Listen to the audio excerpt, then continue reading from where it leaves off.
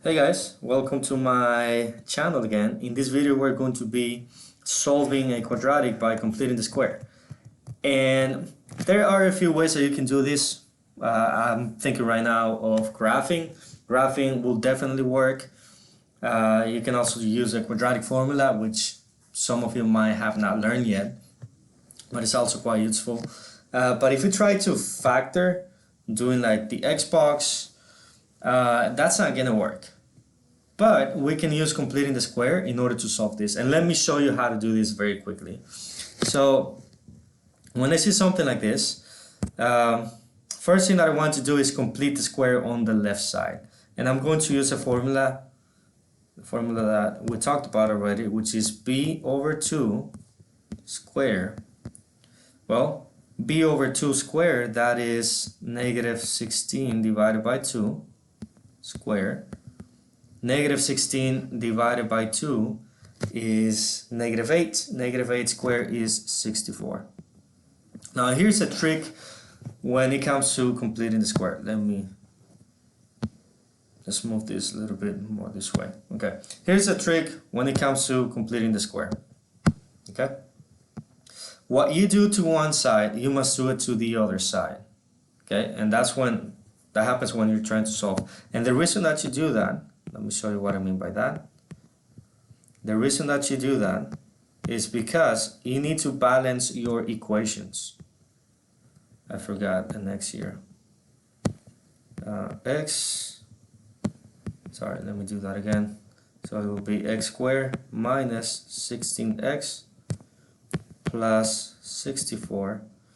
Again, what you do to one side, you must do it to the other side. Plus 64 there. Okay. Now that you have balanced the equations, now that you have completed the square and balanced the equations by adding 64 on both sides, what you're going to do is you're going to factor. Let's simplify this side, make it look simpler by factoring. And let me remind you very quickly of the general formula.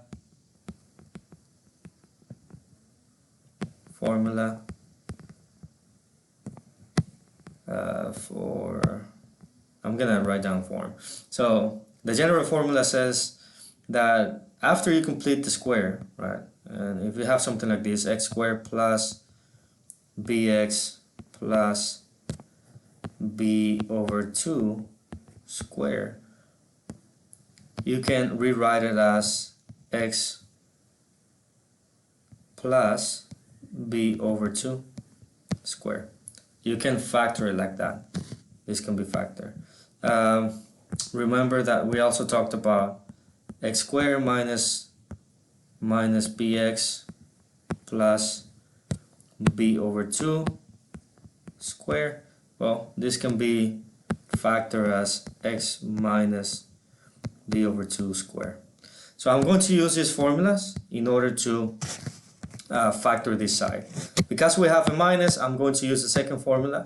And well, I'm going to write down x, that's the first one, minus b over 2. Well, b over 2 is negative 16 over 2.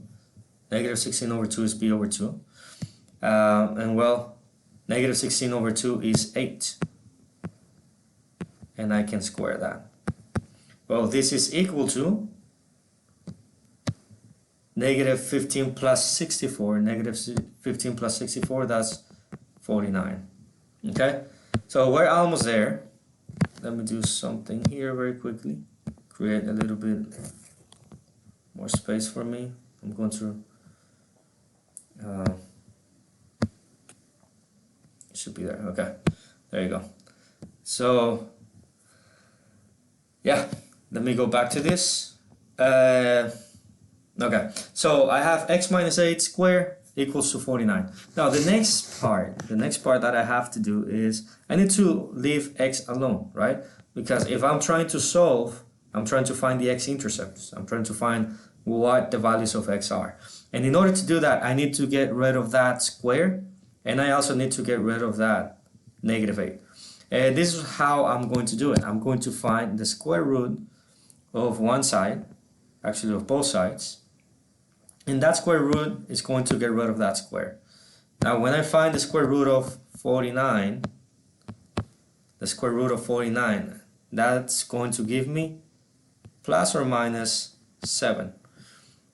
The reason that it gives you plus or minus 7 is because these two are possible answers. Positive 7 squared is 49. Negative 7 times negative 7 is also 49. So that's the reason that you have two answers. Now I'm going to divide this into two parts. Let me do it like this. One answer is going to be x minus 8 equals to positive 7. The other answer is going to come out from x minus 8 equals to negative 7. And now let's see what happens. Well, I can add 8 on this side, plus 8. So one of the answers is going to be 15. And if I add 8 on this other part, that gives me x is equal to negative 1. Oh, sorry, not negative 1, negative 7 plus 8, that's actually positive 1. So there we have our x-intercepts. We can assume that because we have two x-intercepts, our graph is going to look something like this. Let's see, there's one here, 15 is here. It's going to open up. This is just a sketch, so my graph can look something like this. Possibly. This is a possible way that it can look. So there you go. Let's recap over what we learned very quickly. First thing that I have to do in order to solve an equation by completing the square is I actually need to complete the square. And the way that I do that is by using this equation, b over 2 squared. Make sure that you add your result to both sides in order to balance your equation. After that, make sure that you factor. Don't forget these formulas, they're very useful. And after you factor, you solve for x. And the way that you solve for x in this case is by finding the square root of both sides. And well, in this particular case, you're going to have two answers.